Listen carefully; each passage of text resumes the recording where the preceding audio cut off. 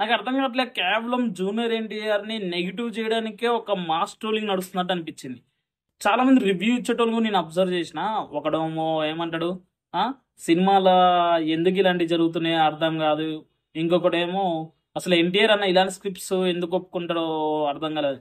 To be Frank చెప్తున్నా, Telugu ఇండస్ట్రీ‌ల antagonist characters ఉంటారు. అంటే నెగెటివ్ షేడ్స్ ఉన్న క్యారెక్టర్ ఉంటాయి చూడండి. అవి చెయ్యాలంటే జూనియర్ ఎన్టీఆర్ గారి పర్ఫార్మెన్స్ నెక్స్ట్ లెవెల్ ఉంటది.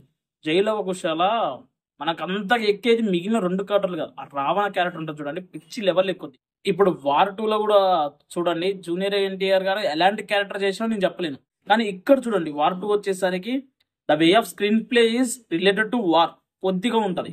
అంటే అక్కడ మంచోని చెడ్డోని చేస్తారు, ఇక్కడ చెడ్డోని మంచోని చేస్తారు. కానీ అందులో తిప్పటం అది వే ఆఫ్ స్టైల్ ఆఫ్ వార్‌లో ఉంది. కాదంట్లే. ఆ బోట్ సీన్ ఉంటది చూడండి, అది కొద్దిగా నెగెటివ్ అనిపించింది. అది కూడా మొత్తం వాటర్‌లో కాదు. అది ఎప్పుడైతే ల్యాండ్ మీదకి వస్తది చూడండి, అప్పుడు కొద్దిగా నెగెటివ్ అనిపించింది ఆఫ్‌కోర్స్. కానీ పర్ఫార్మెన్స్ విషయానికొస్తే 'హృతిక్ రోషన్' గారైతే పర్ఫార్మెన్స్ చంపి పడేసిరనేయొచ్చు. అండ్ ఎన్టీఆర్ అన్న ఆ లెవెల్‌లో యాక్టింగ్ చేయడం చాలా అంటే చాలా ఈజీ ఆయనకి. బికాస్ ఆ నెగెటివ్ రోల్‌ని పిచ్చ పీక్స్ తీసుకుపోయే కెపాసిటీ యాక్టింగ్ ఉన్న హీరో మన ఎన్టీఆర్ అన్న అని చెప్పొచ్చు. క్లైమాక్స్‌లో ఒక ఐస్ ఏజ్‌ల ఫైట్ సీన్ లాంటిది ఉంటది. అక్కడ ఆ సీన్ చేయటం గాని, ఆ యాక్టింగ్ చేయటం గాని, అదంతా కూడా క్లైమాక్స్‌కి భలే సాటిస్ఫాక్షన్ వచ్చేసింది.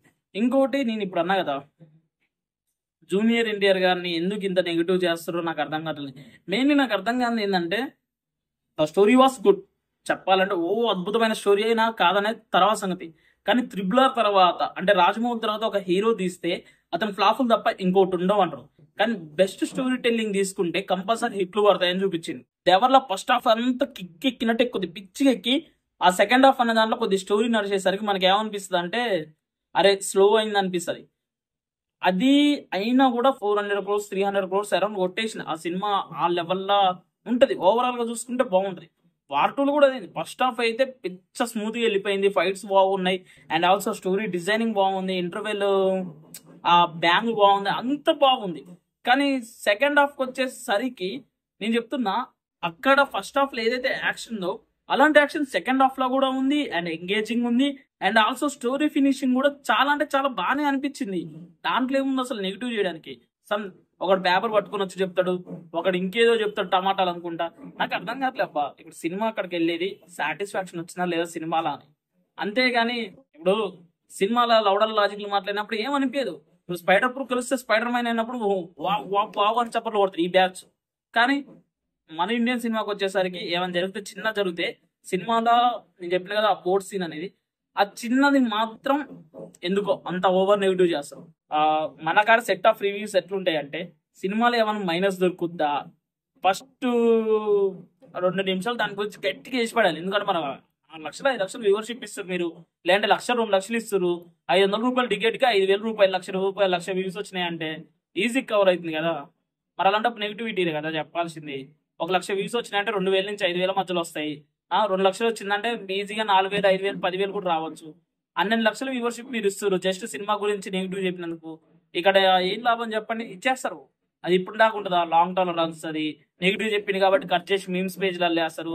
ఆ మీమ్ పేజెస్‌కి కూడా డబ్బులొస్తాయి తెలుసా? ఆ మీమ్ పేజెస్‌కి కూడా డబ్బులొస్తాయి తెలుసా? ఆ హీరో నెగెటివ్ చెయ్యండి. ఆ హీరోకి ఇంత అమౌంట్ అని వదులుతుంటారు. అయి చాలా జరుగుతాయి. 'వార్ 2' అయితే నాకు క్లియర్‌గా అనిపించింది. Cinema is better than average. చెప్పాలంటే అబోవ్ యావరేజ్ ఆ లెవెల్‌లో ఉంది. స్టోరీ మొత్తం చూస్తే మాత్రం. కానీ ఎంత నెగటివిటీ సోషల్ మీడియాలో నడుస్తుందంటే కేవలం నెగటివిటీ చేయడానికి. నేను ఇంత మాట్లాడుతున్నా కాబట్టి నేను జూనియర్ ఎన్టీఆర్ ఫ్యాన్ అనుకుంటారు. కానీ జూనియర్ ఎన్టీఆర్ ఫ్యాన్ కదా, అల్లు అర్జున్ ఫ్యాన్‌ని. నాకంటే ఒక క్లారిటీ ఉంది. టీఎఫ్ఐ బానిస అంటారు చూడండి. మాకు సినిమాలు చూడటం అదొక పిచ్చి. ఇగ టికెట్ రేట్లు పెంచుతారా, పెంచరా అనేది వాళ్ళ టికెట్ రేట్లు పెంచుతారా, పెంచరా అంటే అది మన ఇష్టం కదా! నాకు నచ్చింది నేను పోయి చూసినా. టికెట్ రేట్ పెంచిన రోజు చూసినా. ఒకవేళ టికెట్ రేట్ పెంచిర్రని చాలా సినిమాలు పోకుండా కూడా ఉంటాం. ఎందుకంటే ఆ సినిమాకి మనకు వాళ్ళ కరెక్ట్ హైప్ ఇచ్చిర్రు. లేదా ఆ సినిమాకి అది వర్త్ అనిపించింది అన్నప్పుడు పెట్టుకొని పోతాం. దాన్ని పట్టుకొని కంటెంట్ వ్యూస్ కోసం చేసుకోవాల్సిన అవసరం అయితే లేదు. ఇంక ఫైనల్లీ ఈ సినిమా గురించి చెప్పాలంటే బాగుంది భయ్య. నాకైతే నచ్చింది. బికాస్ 'వార్' చూసి 'వార్ 2' చూడండి. బెటర్ దెన్ 'పఠాన్' అనిపించింది. బెటర్ దెన్ 'టైగర్' అనిపించింది. సో 'వార్‌లో' బాగుంటది. ఆ 'వార్ 2'లో కూడా అది కంటిన్యూ అయిందనిపించింది. ఎందుకొచ్చిందిరా అదేం క్వెషన్ రా, అసలు మీ సినిమాలో ఏం చూస్తుర్రో నాకు అర్థం కాలేదు. సినిమాని చూస్తుర్రా? పేపర్ పట్టుకొని సినిమాల ఎప్పుడు తప్పు చేస్తాడా దాన్నే చెప్దామా అన్నట్టు చూస్తుర్రా? సినిమా అనేది ఎంటర్టైన్మెంట్, ఒక ఎంటర్టైన్మెంట్ చూడండి. సినిమాను కూడా ఎందుకు క్లాస్ లాగా మారుస్తారు? అదేదో టీచర్ వచ్చి క్లాస్ చెప్తుంటే కింద కూర్చొని బుక్ రాసినట్టు రాసుకుంటారు. ఓవరాల్ గా నాకు సినిమా ఎలా అనిపించింది అంటే కంపల్సరీ వెళ్ళి చూడొచ్చు, కంపల్సరీ వెళ్ళి చూడొచ్చు. ఇంకా మన ఛానల్ ఎవరైనా సబ్స్క్రైబ్ చేయకుంటే సబ్స్క్రైబ్ చేయండి, ఈ వీడియో లైక్ కొట్టేయండి.